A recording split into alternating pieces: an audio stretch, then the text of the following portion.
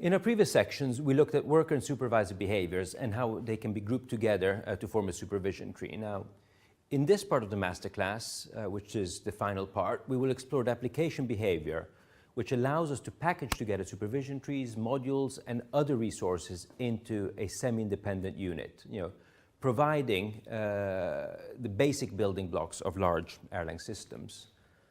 Now, an Erlang node will typically consist of a number of loosely coupled OTP applications. These OTP applications will all interact with each other, and they can come from a variety of sources. They could be part of the OTP release, which Ericsson provides. There could be many of the open source applications which have been released and by other users. And they could be the applications you yourselves have written as part of the business logic of your system. Now, a way to view an application is as a means of packaging resources into reusable components. A container might be a better word to describe them. Resources will consist of modules, they'll consist of processes, there could be registered name, configuration files.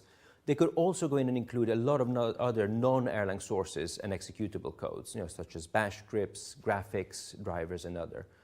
And though different OTP applications will contain different resources and perform different functions or services, to the Erlang runtime system, they all look the same. The Erlang runtime system will actually not distinguish between them in any terms of how it loads and runs them. So applications you've implemented yourself, if they follow a certain set of rules, will be treated and handled in exactly the same way as the applications which are part of the Erlang OTP distribution. Now, applications can be configured, started, and stopped as a whole. And this allows a system to easily manage many supervision trees, running them independently of each other. There can also be inter-application dependencies. Take as an example, a server-side web application might be dependent on the web server application itself. There are two types of applications. We've got the normal applications and library applications. Normal applications are the one which will start a top-level supervisor. And they, in turn, will go in and start, the supervisor will, in turn, go in and start all the children, forming the supervision tree.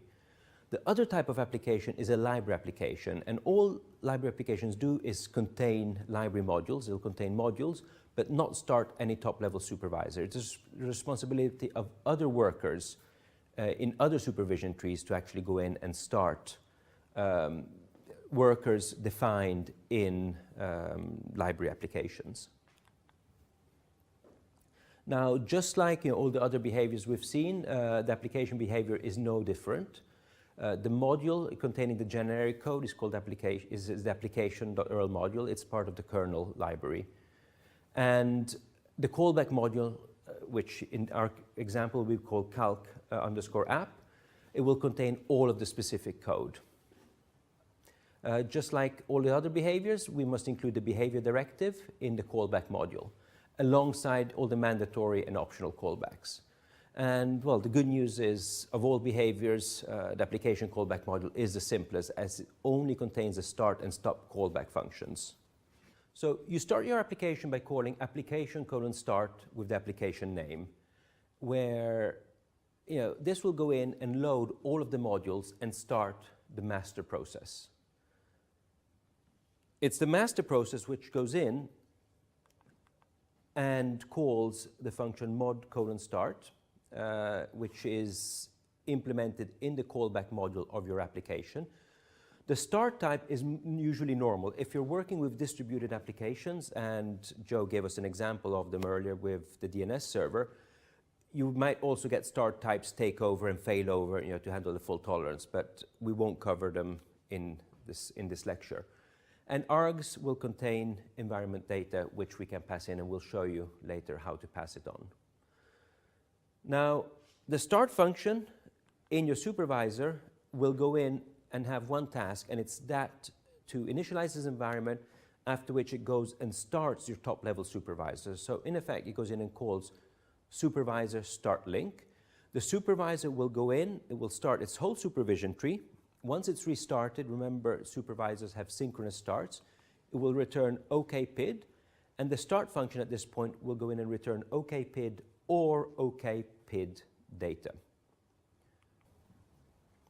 To stop an application, you want to go in and use application:stop application. And this will result in the callback function stop being called in the callback module.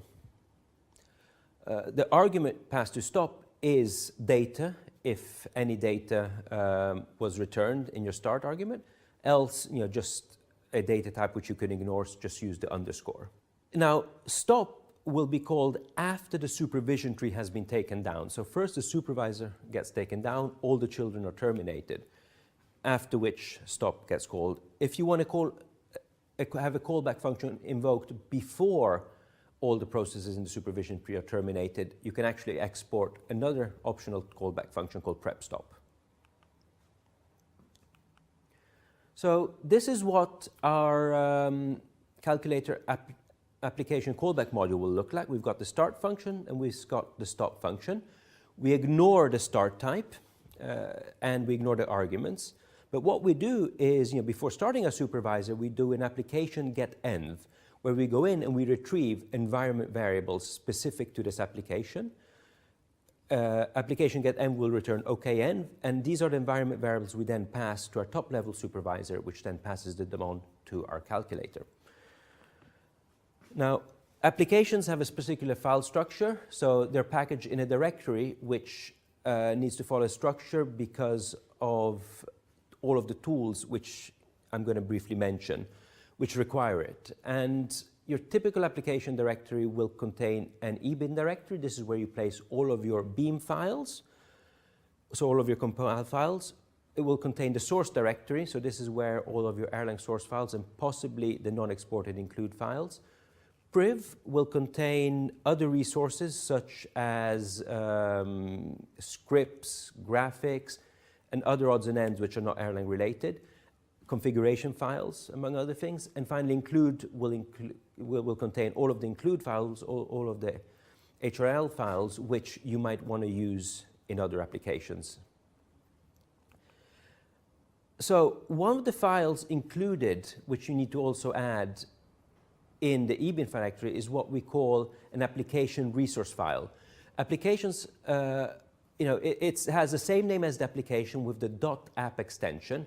And what it does, it will specify the resources needed by this application. And it will also specify how and if the application is started. This is an application resource file taken from the SASL application. It's one of the many applications which come as part of the Erlang standard distribution. And we can quickly go through them. We've got the application name, which is, in this case, SASL. There's a short description here which describes the application. I'll show you where this description comes up later. We've got an application version. It's a string. And finally, we need to list all of the included modules, all of the modules which are part of this application. This is so as to tell the application which modules to load when we're starting the application. We've got a list of registered names, and this is to ensure that, if we go in and register processes, this is to ensure that there are no conflicts with any of the other applications out there. And finally, we've got a list of application dependencies. Application dependencies will state which applications have to be started before this particular application is started. So in the case of the SASL application, it is dependent on kernel and the standard library applications. Both need to be started before SASL can be started. I showed you earlier an application getEnv call where we were retrieving environment variables. Well, the environment variables are defined in the app file, the application resource file, and it's a list of key values. And finally, under mod, we go in and we provide the name of the callback module, which contains the start and stop functions, and any arguments. In this case, we're just passing in the empty list, which SASL then ignores. So, this is how our Calc app file looks like, our application resource file. Our description is, Calc application. It's the first version, so version 1.0. And the modules defined in the Calc application include Calc, which is the server itself, Calc sup, which is the supervisor, Calc app, which is the application callback module, and finally Expr, which is the module Simon gave us, which contains our expression evaluator. We've got two registered processes, which are the Calc supervisor and Calc itself. We're dependent on the kernel and the standard lib applications. And our environment variables, we've got one environment variable env, which contains the variables a and b, which we pass in. And the name of our callback function is calc underscore app. Okay, so now we've created our application directory structure. We've compiled all of our files and placed the beams in the ebin. We've placed the app file, so the application resource file, in the ebin directory as well, and started off an Erlang shell with access to the ebin directory. So it's important that we've actually set the path to all of the executables. And what we do is we can go in and we can start an application by calling application:start calc. Let's just try it out. And indeed, we go in and get starting, which is printed from our Calc server. Let's go in and just try to evaluate some expressions, which in this case was actually the expression which caused our supervisor to terminate. Not the supervisor, apologies, the Calc server to terminate. We go in, we call eval, everything's running, we get our exits back, but if we do a where is calc, we can still see that the service is up and running. If I, for example, do application:which applications, we can get a list of all of the applications. And in our example, we're seeing Calc, we're seeing the description of the application, which is in our calc.app file, and the version of our Calc application, alongside the standard lib and the kernel's applications, which our application is dependent on. All OTP applications will be dependent on the kernel and the standard library. They won't be able to run them. A proper OTP application, a proper OTP release has in fact also a dependency towards a SASL application, which we won't cover right now.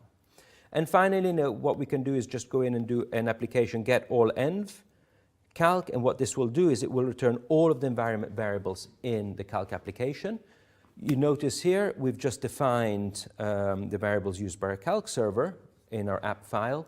But what OTP has done is it has also gone in and said that in the environment variables that there are no included applications, so that just gets added by the system. The application Calc is one of many applications. And what we need to do is we need to bundle up these applications in order to create a release. And we do that by creating a release file. The release file will have the .rel suffix. It will take a description and a version. It will take the version of the Erlang runtime system, which we're actually running. So in this case, it would be 5.8.3, together with a list of applications and the respective versions. And together with this release file, we're able to pass it to a set of tools which provides us with a binary boot file. This boot file is then used by a start script to go in and start all of the applications one by one. We create a shell script, and we then, once we've created all of these start scripts and shell scripts, there's another cool tool called systoolsMakeTar, which will go in and create a target structure. It will include the Erlang runtime system, it will include all of the applications, and it will include them all in a particular directory structure, which is the same as the directory structure of your standard Erlang OTP installation on your machines. And finally, on target, what you do is you go in, you untar it, and you install it. And this last step will vary very much on how you do it from project to project, as there is no one-size-fits-all. You've got lots of different ways of doing and managing it. In many cases, you've got tools such as Rebar, Relex, RelTool, and others, which will also automate this whole procedure.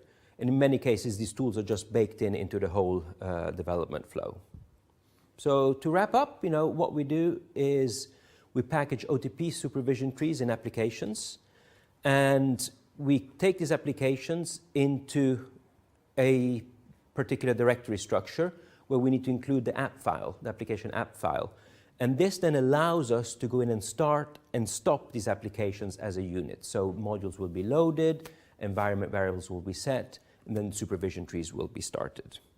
We then take an application and bundle it together to create, we bundle it together with other applications to create a release. We've come to the end of our masterclass where we've learned the importance of separating generic and specific code. The reason is that all of the generic code has actually already been written, it's battle tested, and it works. The generic code is given to you as OTP behaviors, and we've looked at how to get these OTP behaviors, create supervision trees out of them, and bundle together supervision trees into applications. We then finally looked at how to get applications and bundle them together into what we call a release. And the release will be a single node which will be up and running.